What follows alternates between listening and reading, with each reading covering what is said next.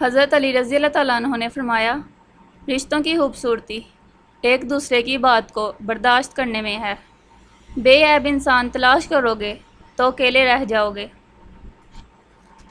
3 رشتے بے نقاب ہو جاتے ہیں: بڑھاپے میں اولاد، مصیبت میں دوست اور غربت میں بیوی۔